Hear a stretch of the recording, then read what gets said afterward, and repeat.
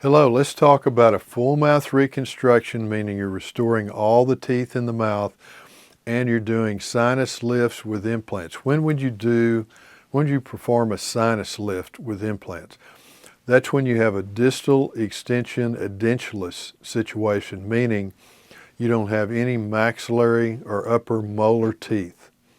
You've only got teeth to the front. And so if you don't have a molar tooth back in the back, you can't place a bridge. Now, when teeth are missing for a longer period of time, a lot of times you lose the bone, and so you have a sinus cavity on both sides of the head. It's there to make your head lighter. Well, it's a void. There's no bone in the sinus. So if the sinus comes down to the gum line and there's not much space between the top of the bone, also called the alveolar crest, and the floor of the sinus, you don't have enough bone for an implant, so you've got to create some bone if the person doesn't want to have a removable restoration called a partial denture to replace those missing posterior teeth.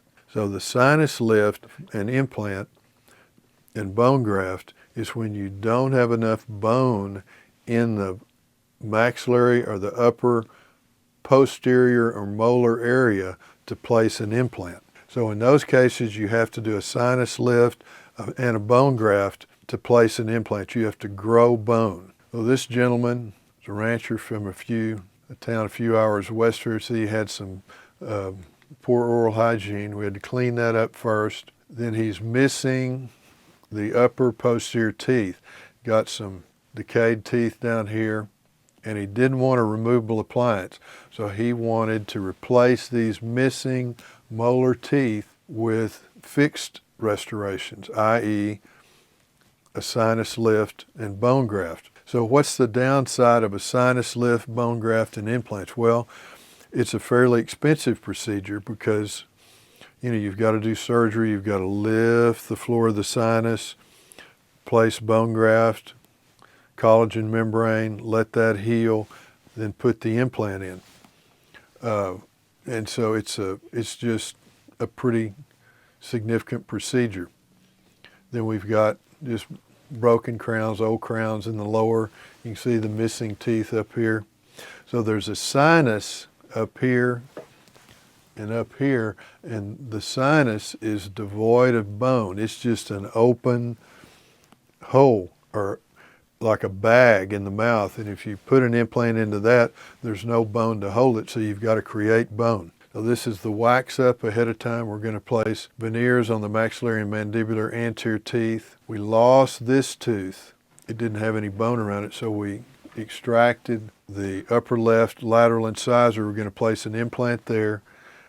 We've veneered the lower teeth and recrowned the lower posterior teeth. So now we're going to restore the maxillary teeth. So these are sinus lifts, bone grafts, and implants on the upper right side and the upper left side. And you can see we've just created this bone and then placed implants in the newly created bone. I like that bone to heal for 6 months before I load the implant. And I don't like to do sinus lifts if there's no natural bone. I like to have at least 4 or 5 millimeters of the patient's natural bone if we're going to do a sinus lift and bone graft. That's just me. I don't want to rely just on the grafted bone. This is replacing the upper left lateral incisor with an implant and crown. So here he is before and after. Veneers on the anterior teeth, implant and crown here. These are the implants, sinus lift, bone graft, and crowns on the upper right. Same thing on the upper left, these 3 teeth. Veneers, this is the implant. Veneers on the other maxillary anterior teeth. These are the crowns on the implants after the sinus lift and bone graft on the maxillary posterior. And then replace these old broken down crowns on the mandibular. Veneers on the lower anterior teeth. The occlusion, upper and lower. So here he is before and after. You can see the the gingival line or the gum line was not an issue because he had a lower lip line when he smiled. If he'd had a high lip line and showed lots of gum, then we might have placed a fixed bridge here, but it was of no consequence since he had a low lip line.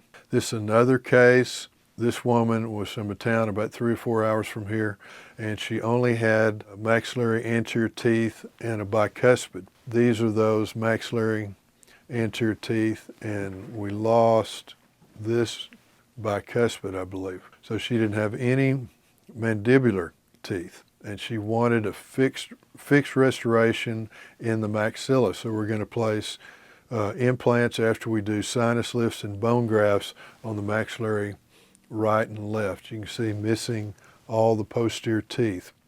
So there are no teeth here to hook a bridge onto. You'll remember a fixed bridge is like a bridge over water with the teeth representing the land. So if you had a tooth here and this tooth here, you could probably place a fixed bridge to span that gap. But since there are no posterior teeth, you don't have anything to hook a bridge onto. We had to do implant-supported prosthesis on the mandible. So here's the sinus lift and bone grafts on the right and the left, with a fixed bridge over here connecting the two implants. So here are the sinus lift, implants, bone graft, crowns on the upper right and upper left, before and after. This is a removable implant-supported prosthesis on the mandible. You could make a non-removable prosthesis, an all-on-4, to replace those missing teeth in the mandible. So here she is before and after. So the sinus lifts, bone grafts, and crowns on the upper right and upper left. Another sinus lift, bone graft, and crowns replacing missing maxillary posterior teeth. Done some inlays on these teeth in the past.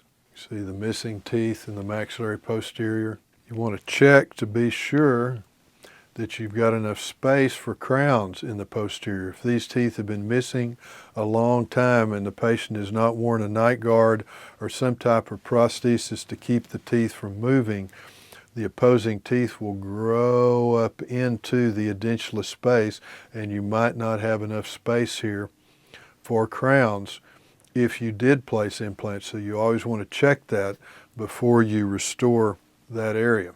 So you can see the missing spaces back here. Here are the sinuses. You don't have enough bone for an implant. So these are the grafted sinuses with implants and crowns. Same thing over here on the left.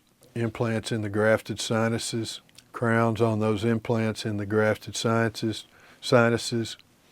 Crowns here. This is the patient's left side, the two implants in the sinuses that have been grafted, and this is the right side. I did that about, probably 12, 15 years ago, and they're still intact just like that. That's the Dental Minute.